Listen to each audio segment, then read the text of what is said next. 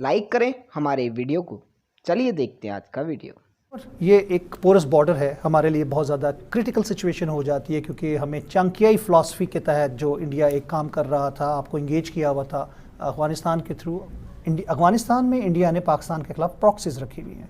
वो डेफिनेटली जी, वो उनको पता है कि पाकिस्तान एक इंस्टेबिलिटी का शिकार रहा है। आपका बॉर्डर पोरस था, फाटा एक लॉलेस एरिया था, तो उन्होंने तो बहुत ज़्यादा मैसिव जितनी भी एक्टिविटी सारी स्पॉन्सर्ड है। इंडियन मीडिया में बड़ा रेगुलर इंटरेक्शन रहता है उन लोगों के साथ। वो बड़े प्री प्लान्ड है, उनकी बड़ी सोच है कि हमने पाकिस्तान को, जैसे आप अपने इंट्रोडक्शन में कह रहे थे कि हमने पाकिस्तान को डिस्टेबलाइज करना है, इस सेंस में कि ऑलरेडी इंगेज्ड है। तो जब आपका ओपोनेंट एनिमी इंगेज होता है तो आप उसे मजीद इंगेज करें, उसके ज़्यादा मजीद फ्रंट खोल लेते हैं। यकीन करके माने, हम बार बार ये कह रहे हैं कि अगर आपके पास स्ट्रॉन्ग सिक्योरिटी डिफेंस ना होता तो हमारी हालत इराक और शाम से भी बुरी होनी थी। हमें इस चीज़ का अंदाज़ा नहीं, शुक्र करना चाहिए हमें, हमारे पास एक स्ट्रॉन्ग डिफेंस, स्ट्रॉन्ग आर्मी मौजूद है। एक चीज़, पाकिस्तान ने इतना कुछ किया, इतनी जंग लड़ी, इतने लोग, हमारी जानें शहीद हुई, मिलिट्री हो व सिविलियन हो, लेकिन जो आसिम साहब बात देखने वाली है, जिस नैरेटिव को हम मार्केट नहीं कर सके, वो ये दुनिया आज भी हमें लायबिलिटी समझती है। दुनिया आज भी हमें ये समझती है कि ये हम ही करवा रहे हैं। लेकिन दुनिया को इस बात का पता लगना चाहिए कि जो दहशतगर्दी की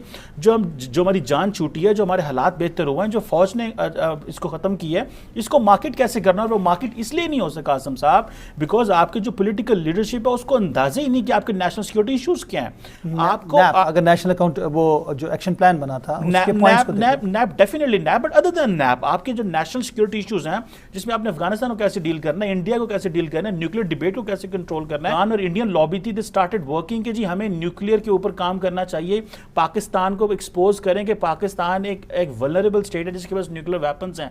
और दोबारा न्यूयॉर्क टाइम्स और इंटरनेशनल मीडिया ने इसके ऊपर रिपोर्टिंग करना शुरू कर दी। पॉलिटिकल एलीट को अंदाजा ही नहीं है कि आपके नेशनल सिक्योरिटी चैलेंजेस क्या हैं। आप इस चीज़ से अंदाजा लगा लें। यहाँ पे उनकी तरजीहात में नहीं है, यहाँ पे हम बैठ के बात कर रहे हैं, लेकिन हमारे जो मीडिया एट लार्ज है वो कितना नेशनल सिक्योरिटी इश्यूज डिस्कस करता है स्वाइड डोमेस्टिक पॉलिटिक्स के। सो आपकी जो ओरिएंटेशन है, वैसे भी हमारा बाकी मीडिया जो है कमर साहब और कौन से इश्यूज डिस्कस कर। आप इमेजिन करें, इस वक्त Indian media Indian foreign policy को लीड कर रहा है।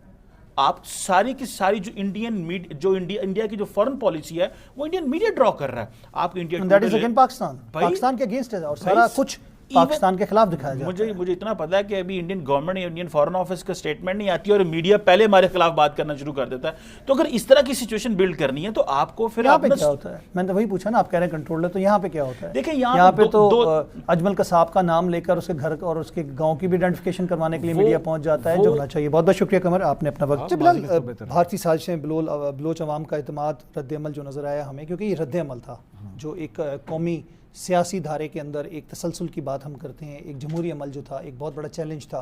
और भारत कई मरतबा बलूचिस्तान के नाम के ऊपर थ्रेट भी कर चुका है पाकिस्तान को ओपनली। अगर हम बात करते हैं उनके NSA की या उनके साबिक फ़ौजी रहनुमाओं की या सरबराहों की, तो इस तरह बराह रास्त पाकिस्तान को थ्रेट किया जाता रहा। लेकिन आप समझते हैं कि इसके बावजूद कि भारतीय एलिमेंट वहाँ पर मौजूद है, सेपरेटिस्ट मूवमेंट की जिस तरह आपने बात की, लेकिन अवाम का रद्द-ए-अमल इन धमाकों के बाद भी, फेयर फैक्टर होने के बाद भी अक्रॉस बलूचिस्तान हमें एक रद्द-ए-अमल नज़र आया जो कि उस विल के अगेंस्ट है, जो कि उनको ज़बरदस्ती रोकने की कोशिश की जा रही है। देखिए, सारी बात है, पाकिस्तान की पूरी पाकिस्तानी कौम जानती है कि उनके साथ कौन कौन बाहर से आके क्या कुछ करने की कोशिश कर रहा है या कर रहा है।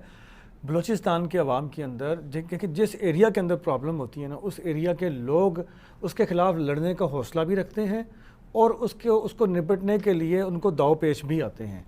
अल्हम्दुलिल्लाह बलूचिस्तान की आवाम जो है उन्होंने बहुत डट के मुकाबला किया है और ये वाज़िया पैगाम है भारत समेत उन तमाम इंटरनेशनल क़ुव्वतों को जो बलूचिस्तान के अंदर ख़ुसूसन हालात ख़राब करती हैं। अब बात करते हैं वहाँ के सियासी माहौल की। 426 ट्राइब्स और उसके सब ट्राइब्स मिला के तकरीबन मोर देन 1100 ट्राइब्स बनते हैं। बड़ा कॉम्प्लेक्स निज़ाम है ये बलूची निज़ाम जो है, सरदारी निज़ाम अगर हम बात करते हैं। एक को अगर लगा दें वज़ीर तो दूसरा दुश्मन, एक को लगा दें गवर्नर तो दूसरा दुश्मन, और इस तरह ये एक दुश्मनी का तसलसल हम देखते हैं कि ट्राइब्स के ट्राइब्स उड़ा दिए गए। इस वक्त भी हम देखते हैं कि एक तरफ आपने जिस तरह डॉक्टर मालिक साहब का जिक्र किया था, वो एक मीडियोकर फैमिली से, एक पढ़े लिखे नौजवान थे जो कि सियासत में उभर के सामने आए और उसके बाद अब एक 2.5 साल का जो उनका दौर गुजरा वो आइडियल कहा जाता है। तो इन सरदारों से अगर ताकत जो है वो आम आदमी तक मुंतकिल होगी तो आप नहीं समझते कि बलूचिस्तान के मसाइल हल हो जाएंगे? आज जो सरदारी सिस्टम है बलूचिस्तान में वो कमज़ोर हुआ है, उसकी पॉलिटिकल इन्फ्लुएंस जो है वो कम हुआ है। और अभी आप देख लें कि नवाब सनाउल्लाह ज़हरी जो कि बहुत बड़े नवाब थे, सॉरी नवाब हैं बल्कि, और वो बलूचिस्तान के जो 2 हिस्से किए जाते हैं, सारावान और झालावान, ये 2 ट्राइब्स इसमें डिवीज़न है। ये झालावान एरिया के जो ट्राइब्स हैं उन तमाम के सरबराह हैं, और ये रियासत कलात में जो खान ऑफ कलात थे उनके लेफ़्ट और राइट झालावान और सारावान कबाइल के जो चीफ़ होते थे, नवाब, वो बैठा करते थे। तो सनाउल्लाह ज़हरी की वही हैसियत है आज भी बलूचिस्तान के अंदर। नमस्कार दोस्तों, स्वागत है आप सभी का मेरे साथ, और आपने वीडियो देख ही लिया है। दोस्तों, काफ़ी इंटरेस्टिंग वीडियो था, और जब शुरुआत होती है कि एंकर कहता है कि जो चाणक्य की फ़िलॉसफी है वो इंडिया फॉलो कर रहा है और उसी के अकॉर्डिंग पाकिस्तान को पीटा जा रहा है इंडिया के द्वारा। तो भाई मैं एक चीज़ क्लियर कर देना चाहता हूँ कि इंडिया कुछ नहीं कर रहा। जो हो रहा है वो तुम खुद कर रहे हो, तुम्हारे खुद के लोग कर रहे हैं, और उसका ब्लेम तुम इंडिया पर लगा के तुम दुनिया की सिंपैथी लेना चाह रहे हो। ठीक है दोस्तों, कमर चीमा कहता है कि मैं उनसे इंडियन मीडिया के इंटरेक्शन में रहता हूँ, वो लोग तैयार हैं, उनकी अपने एक मकसद हैं, वो उनको पूरा करना चाहते हैं।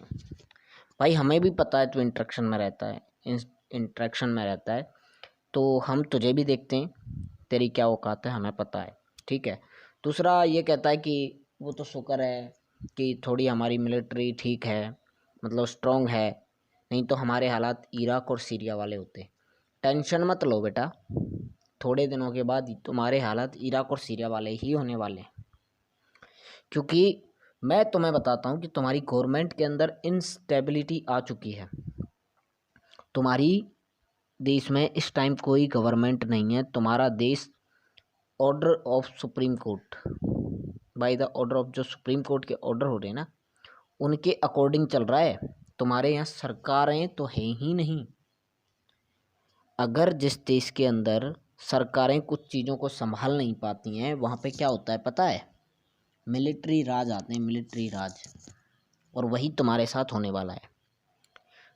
बहुत थोड़े दिन जा रहे हैं और इसके बाद तुम देखोगे कि जो मिलिट्री का शासन है वो पाकिस्तान के अंदर आ जाएगा, क्योंकि तुम्हारा प्रधानमंत्री जो कोरोना की सिचुएशन है इसको संभालने में बिल्कुल फेल हो चुका है। इसके बस की कुछ नहीं है, ये बस बोलता बोलता है, करना इसके कुछ बस की है नहीं। हाँ, एक चीज़ बस की है इसके, ये भीख मांगना बहुत अच्छे से जानता है और भीख मांगता है, और भीख से ही तुम्हारा गुजारा चल रहा है। ठीक है। तुम्हें इंडिया की तरफ से एक चीज़ कही गई है कि भाई अपना जो हमारा इंडिया का जो तुमने एरिया ऑक्यूपाई किया हुआ है, गिलगित बाल्टिस्तान और पीओके का, उसको छोड़ो, निकल जाओ यार, हमें तुमसे कोई मतलब ही नहीं रखना, हमें क्या टेंशन है।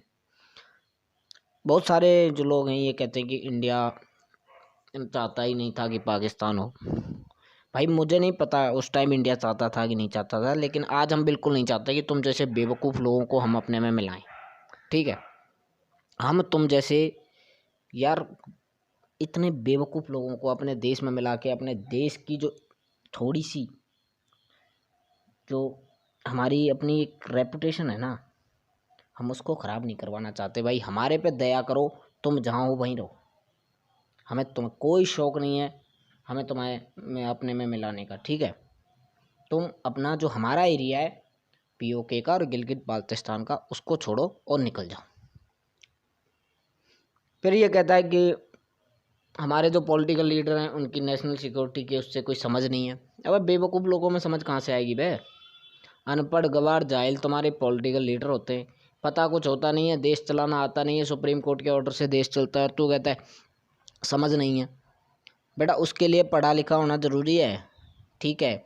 अनपढ़ गवारों को पार्लियामेंट में बिठा के अगर तुम ये समझते हो कि तुम अपने देश को चलाओगे तो ये तुम्हारी बेवकूफ़ी है। तुम्हारा तो देश जो अभी चल रहा है ना वो भीख वगैरह से चल रहा है, नहीं तो ये चलना भी नहीं था।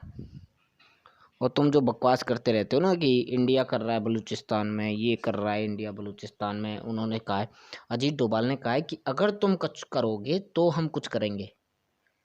तो बेटा अपने आप को तुम ठीक कर लो, हम अपने आप ठीक हो जाएंगे। ठीक है। अपने आप को सुधारो, दुनिया अपने आप सुधर जाएगी। ठीक है दोस्तों, आपको ये वीडियो कैसा लगा आप मुझे बताइए कमेंट सेक्शन में। मैं मिलता हूँ अगले वीडियो में, तब तक के लिए मुझे दीजिए इजाज़त। नमस्कार, thank you. Thank you very much.